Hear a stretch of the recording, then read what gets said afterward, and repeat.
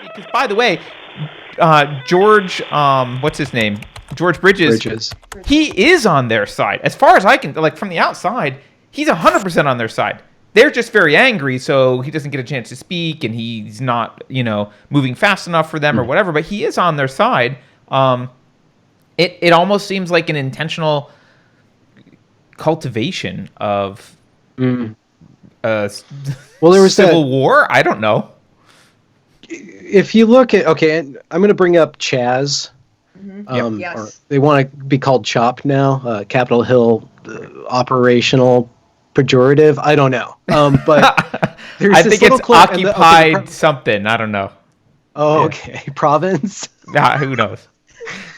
Okay, so I have friends that have gone up there and have given me a more holistic view of the place as kind of rather communal and not necessarily an evil thing that you can see if you just selectively look at clips. So I'm just going to give that as a disclaimer. This is just one person with a microphone at Chaz, and he's saying it's not Chaz, it's CHOP.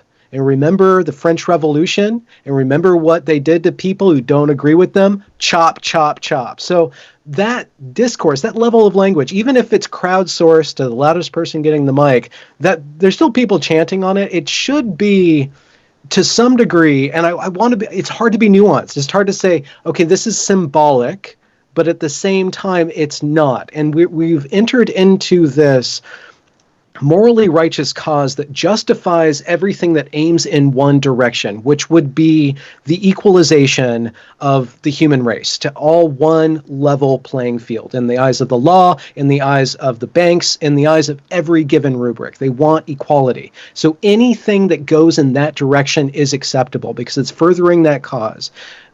But at the same time, if you see what happened at Evergreen, and Brett Weinstein has said this much more eloquently than I can, it's that you can't really tell apart the narcissists and the sociopaths from the true believers in actual justice. Yes. You can't really tell them apart until this magic line occurs where the oppressor becomes the victim, and the way that they treat that victimized oppressor, right? And it reduces everybody to either a victim or an oppressor, and then victimizes the oppressor and oppresses the victim.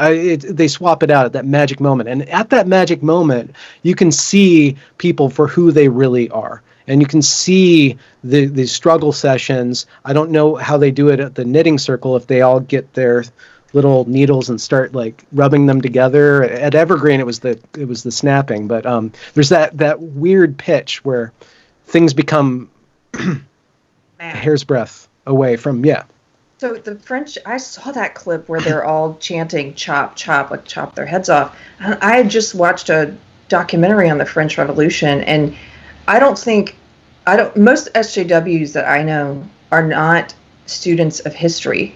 They're not learning history. And in fact, this ideology is said history is white supremacist. There's no reason to learn it.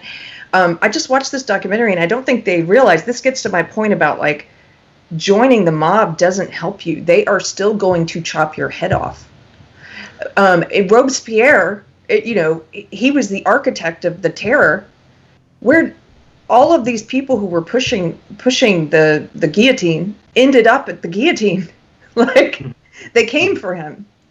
There's this, it's like a shockwave of bloodlust, and it will eat everything that's in its path, even that which is purporting to serve its cause. It will eat up until it expends itself. So once it goes critical, it just has to run itself out, and it will devour itself in the end, because it's madness. It is no longer based on principles that root one in critical thinking, and it's not just the emotion. And that's the weird thing. There's this string of arguments that are very tenuous, very complicated, like you were bringing up. They're laundered through the academy that hide the fact that this thing is.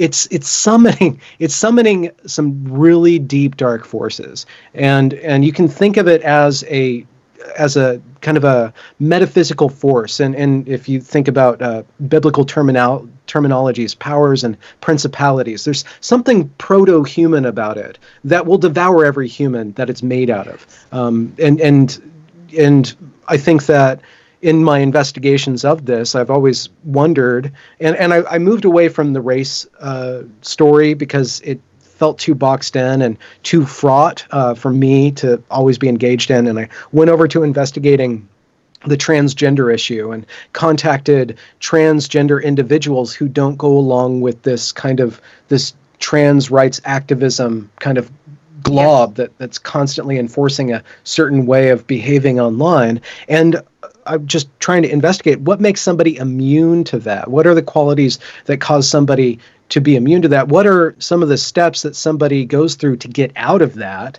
and to resist it in the first place? Those are the real questions, right? So we can spend all day, and we reach this point as an internet subculture of anti-SJW product content creators. We can spend all day critiquing it and commiserating how awful it is, but you really have to understand, why is it attractive to people, and how do you convince them not to go down there? Like, those are the questions.